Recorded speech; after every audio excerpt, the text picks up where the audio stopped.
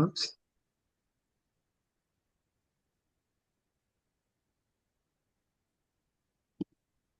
Greetings, everyone, and thank you for joining us here for Simply Spiritual. Today's mantra, as usual, the broadcast is brought to you by the I Am Mantras. And today's mantra is I am creator. I am creator. There is nothing I cannot do. I am provider. I can provide for self and any others I wish or desire to. I am obtainer. There is nothing I cannot obtain if I but wish or desire to. I am shaper of myself.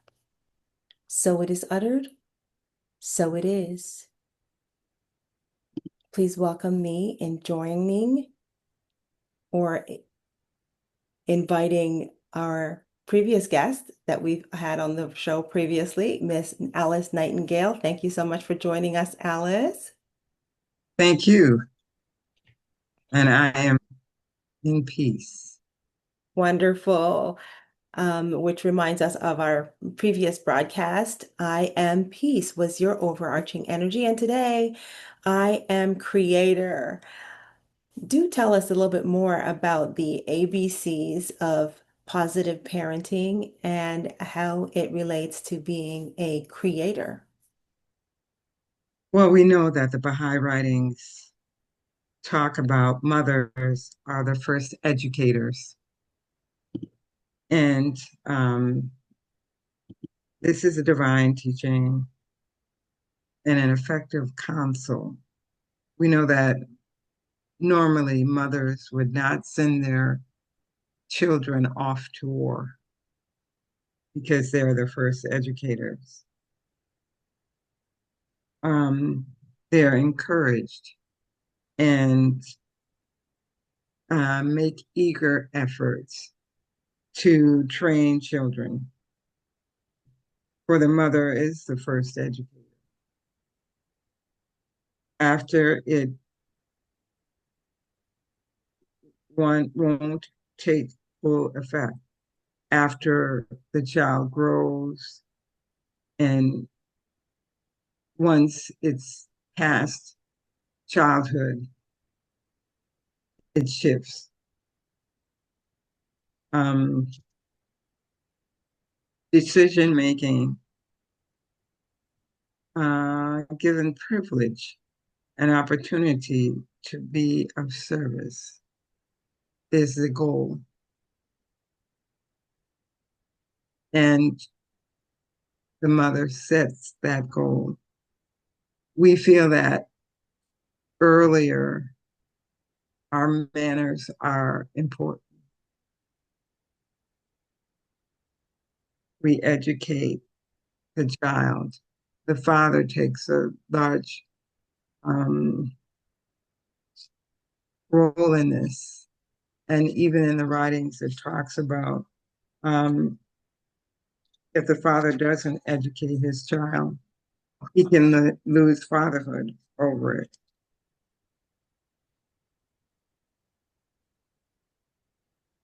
Now, as I probably said before, um, that I believe in, you want a man. I have three sons. You treat them like a man. But some people feel that's fair. That I don't care, but I do care. And I want them to be men. I don't want them to be coddled. Um, I encourage them if made good advancement.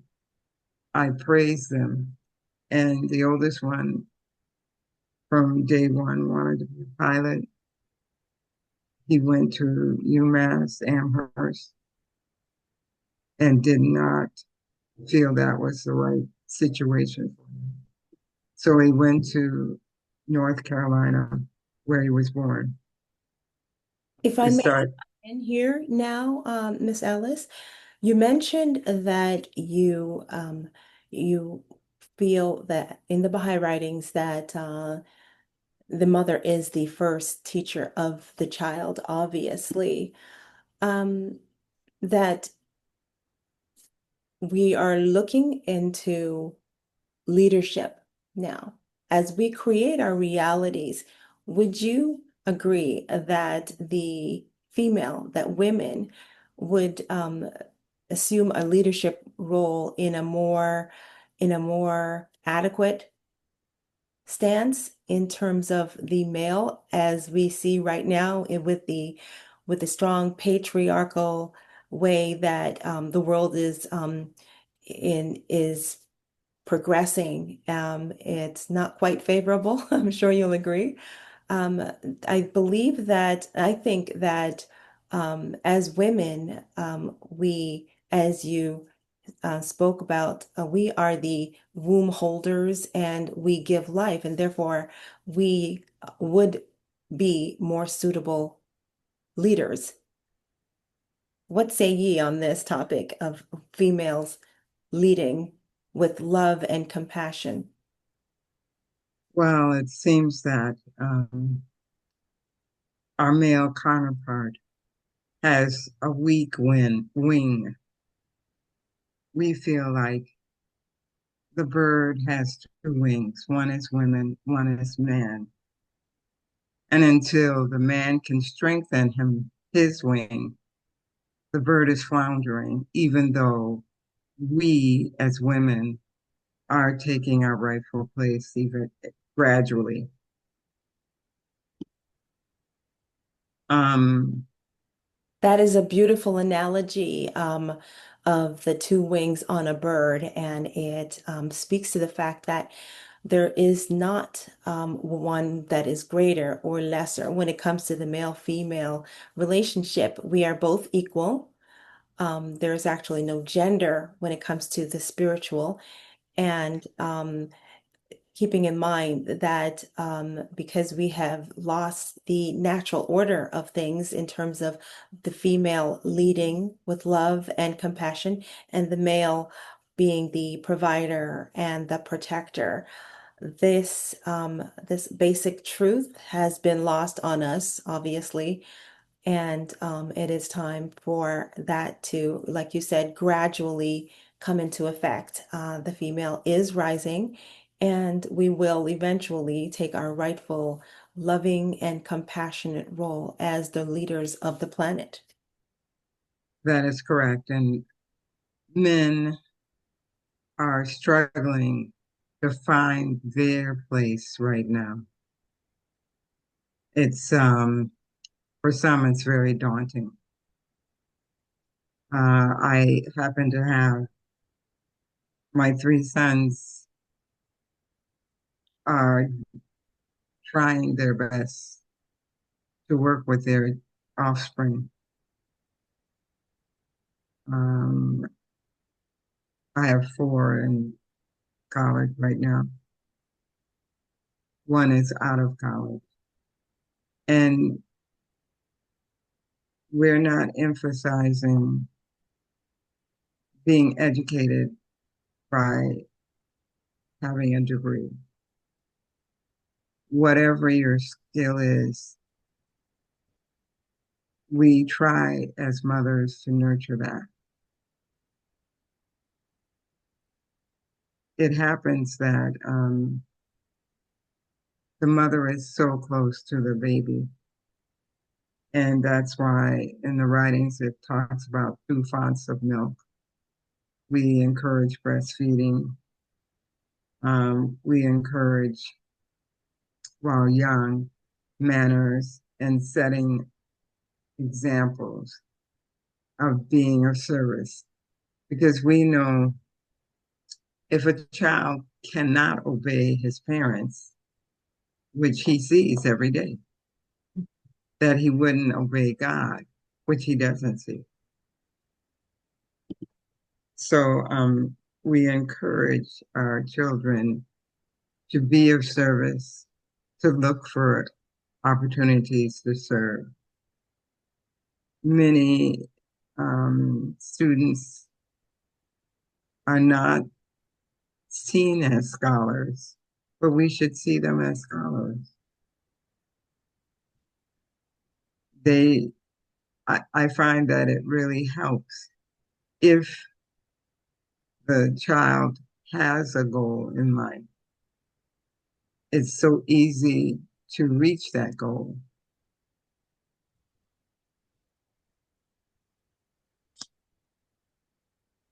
I find also that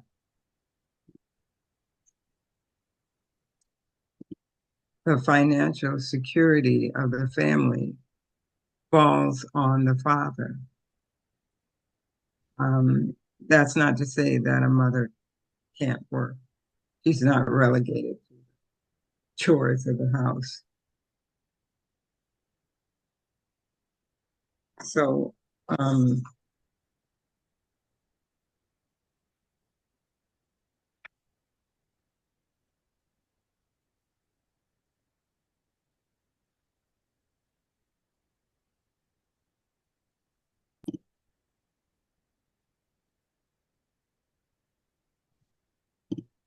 once the child begins to grow faster, then any other time, and we've hopefully breastfed, but that's no judgment.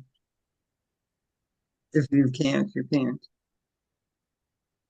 Decision-making privileges and opportunities to be of service and educate. I know a father in Canada, he would sit with his grandchild and have them read to him after school to develop that quality of memorizing, understanding. He would have a conversation with the child, and the child eventually understood what was being said and could verbalize it himself. And this is important. Um, we encourage children to, if it's sciences, arts, different skills, there are skills in the world now that will fade away if the children are not encouraged to learn about them. Um,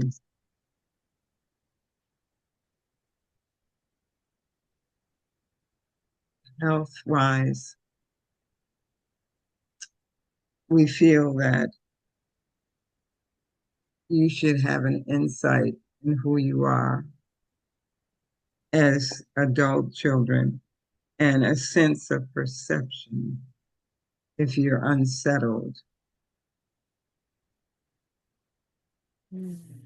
One of my sons met a wonderful young lady, but she had two girls, and she had two girls, and one was opposite, defiant. Mm. And that was new to me, that a child would be born that way. Mm. So they tried to stay together as a couple, but it didn't work out.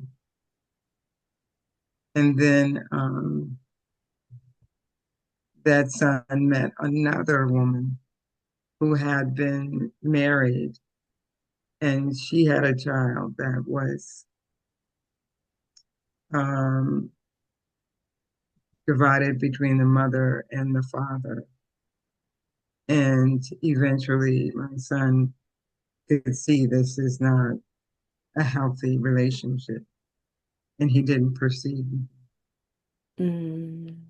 Um, my oldest son is married to an African American.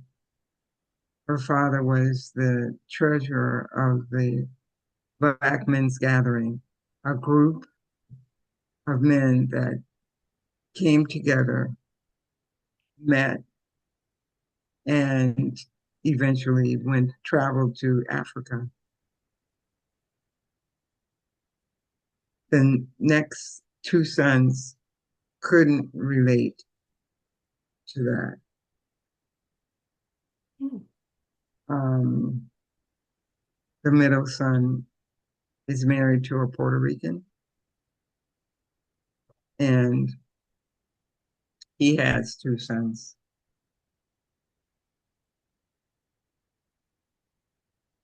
The youngest son is the type of son that if he wants to learn something, he just keeps doing it until he perfects it, which is different. He doesn't rely on his parents to keep encouraging him. He keeps going until he's perfected it, but Mm, he hasn't found his niche yet. And that son always wanted to be a doctor. mm. And um, he is a emergency medicine physician, but now he's also added a general contracting license. And then the youngest one, the older two's thought was the brightest one, but he's an electrical engineer. And his son is the first one to graduate from college. And it depends on, and his, the youngest son's wife is from Mexico. So I have two Hispanics um, I and think one there's African American. I think there's something to be said about the trades. They're overlooked. Yeah, However, they are highly regarded and highly beneficial skills for both men and women if women choose to pursue those careers. Highly valuable and necessary in society. I agree. Um, there are more opportunities now to gain these skills if if you pursue them. Any other questions? Well, in terms, in terms of creatorship, parenting is, I think, one of the most difficult, the most rewarding, the most challenging things that we as women creators can do. However, I feel that as women, we are equipped with the nurturing capacity to be able to raise our children in a way that will be advantageous for themselves and for society. And I think that looking at the role of women, that it is vital that women receive the proper edification, education that they need. Um, I'm also aware that in the Baha'i writings that it is looked upon highly. It's highly regarded that we educate our female children, our Yes. daughters. Could you talk a little bit about that? Well, I knew a couple, and they were trying to, as we know, women are not relegated just to the home, especially if they have children. You have to consult together and Hmm. include the children because they have a say. Um, they talked about it, and because her husband was just then seeing the possibilities that, that his wife could work outside the house, he did not stinge about, well, who's going to take care of the children? And how would we do this? They consulted together, and eventually the faith says we'll work 4-hour days and we'll have time to be with our children. Very important, very important. So basically, I think you've tied the bow on the family dynamics, the ABCs of parenting, the mother as the initial caregiver, And nurturer, nurturer. teacher, and the husband as the provider and protector.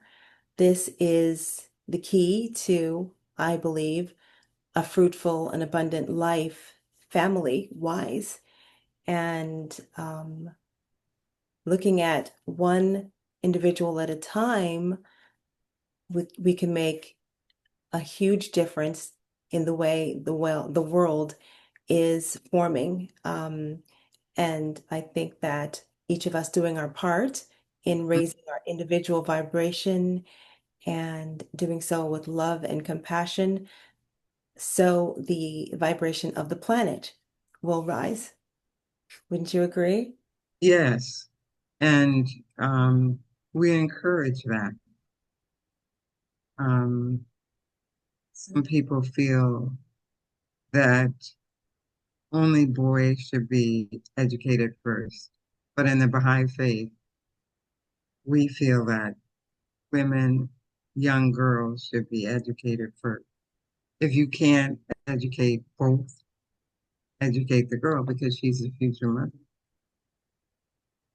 Fascinating, absolutely fascinating, and unheard of, if I must say, in religious circles. That is remarkable Mm. and very apropos, highly spiritual, and speaks to the oneness of creation, the oneness of all there is, and we fractals of such. Thank you so much, Miss Alice, for joining us. Thank you. Would you like to disclose any information as to how our listeners can get in touch with you? Okay, my phone number is